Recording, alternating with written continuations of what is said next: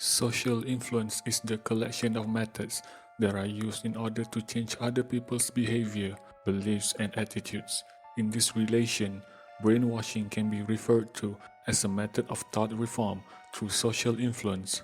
This kind of social influence is occurring all throughout the day to every person, regardless of whether they realize it or not. For example, compliance methods that are used in the workplace could technically be considered as a mild form of brainwashing because they require you to act and think in a specific way when you are on the job. American psychiatrist Robert J. Lifton came up with some interesting thoughts on brainwashing in the 1950s after he studied prisoners of the Chinese and Korean war camps. During his observation, he determined that these prisoners underwent a multi-step process to brainwashing. While Lifton separated the steps of the brainwashing process into many steps, modern psychologists organize it into three major stages in order to better understand what goes on for the subject during this process. The first stage of the brainwashing process is the breaking down of the cells.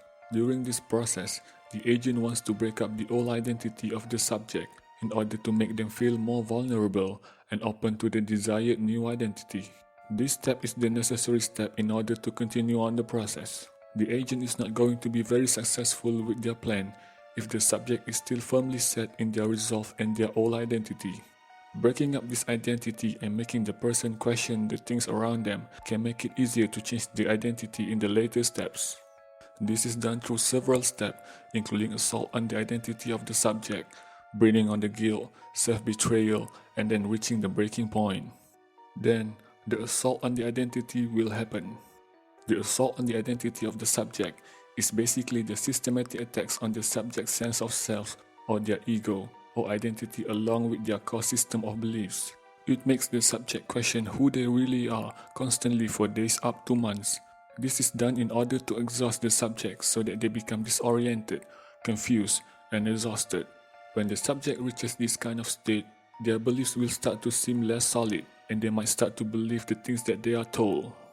Once the subject has gone through the assault on their identity, they will enter the stage of guilt. The subject will be constantly told that they are bad while going through this new identity crisis that has been brought onto them. This is done in order to bring a large sense of guilt onto the subject. The subject will be constantly under attack for any of the things that they have done, regardless of how big or small the acts may be. The range of the attacks can vary as well. The subject could be criticized for their belief system, to the way that they dress, and even because they eat too slowly. Over time, the subject is going to start to feel shame around them all the time, and they will feel that all the things they are doing are wrong. This can help to make them feel more vulnerable and likely to go along with the new identity the agents want to produce. Now that the subject has been led to believe that they are bad and that all of their actions are undesirable, the agent is going to work to force the subject to admit that they are bad. At this point, the subject is drowning in their own guilt and feeling very disoriented. While this process may take a while to occur, once it does, the subject will feel like he betrayed those that he feels loyal to. This will also increase the shame as well as the loss of the identity that the target is already feeling, further breaking down the identity of the subject. By this point, the subject is feeling very broken down and disoriented. They may be asking questions such as where am I, who am I, and what should I do? The subject is in an identity crisis at this point and is going through some deep shame. Since they have betrayed all of the beliefs and the people that he has always known, the subject is going to go through a nervous breakdown. In psychology, this just means a collection of severe symptoms that often indicate a large number of supposed psychological disturbance. Some of the symptoms can involve general disorientation, deep depression, and uncontrolled sobbing. The subject may have the feelings of being completely lost along with having a loose grip on reality. Once the subject reaches this breaking point, they will have lost their sense of self, and the agent will pretty much be able to do whatever they want with them at this point, since the subject has lost their understanding of what is going on around them and who they are. Also, at this point, the agent will set up the various temptations that are necessary in order to convert the subject towards a new belief system. The new system will be set up in a way to offer salvation to the subject from the misery that they are feeling. To offer salvation, the subject will enter the second stage of brainwashing, in which we will explore in the next video.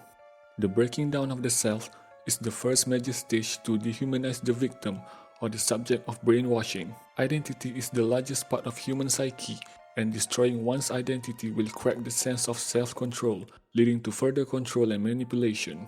Thanks for watching, and if you have any thoughts about this topic, feel free to share it in the comment section below. And don't forget to hit the like button and subscribe so you don't miss our future updates.